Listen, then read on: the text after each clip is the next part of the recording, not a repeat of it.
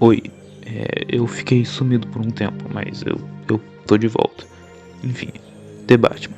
Esse filme acerta em vários pontos, seja no roteiro, na fotografia, atuação, e tudo isso tem certa influência das inspirações que esse filme tem. E nesse vídeo eu vou estar mostrando e explicando como essas inspirações alteraram tanto o roteiro quanto a aparência de alguns personagens. A primeira e clara inspiração que esse filme tem é o Assassino do Zodíaco. A gente pode comparar ele claramente com o Charada nesse filme. Os dois utilizando esse traje que cobre o corpo inteiro, o uso do óculos, o símbolo que tem certa similaridade. A gente pode até ir mais longe e buscar a forma como o Zodíaco interagia com a imprensa por meio de cartas. E isso também é mostrado no filme. Ambos têm uma certa conexão com a imprensa. Enfim, é bastante interessante essa inspiração e como ela faz sentido, como ela encaixou bem com o personagem do Charada.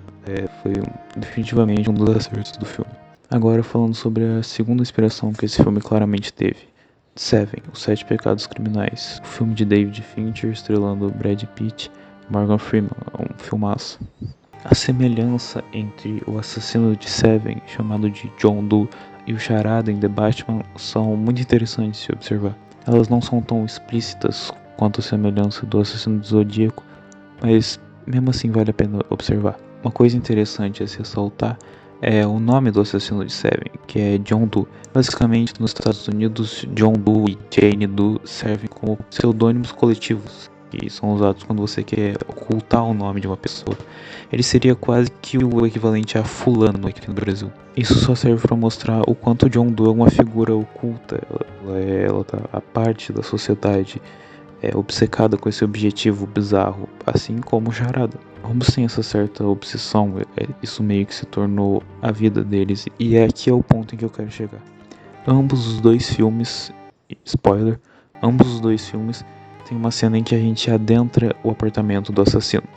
Então nós vemos fotos, diários criptografados, tudo que demonstra que o serial killer estava totalmente imerso no seu objetivo.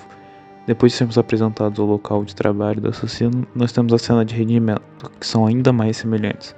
Ambas têm esse sentimento de estranheza, quer dizer, era para ser uma coisa boa, ele tá se rendendo, ele foi pego finalmente, mas você sente que as coisas ainda não acabaram. Isso se mostra muito bem na expressão do assassino enquanto olha para o seu investigador. Mais alguma coisa a ressaltar é que ambos os filmes a gente tem um certo ponto de realização.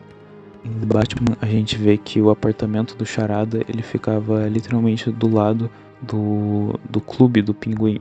E a gente tem várias cenas do filme nesse clube, o que mostra que o assassino estava sempre ali na espreita, perto, ele não estava tão distante. Já em Seven a gente tem a cena em que o assassino se passa por um fotógrafo, inclusive chega a tirar fotos do detetive Mills, que é o personagem interpretado pelo Brad Pitt. Bom, eu espero que tenha dado para perceber as semelhanças. E esse foi o vídeo. Se tu curtiu, dá um like. Valeu.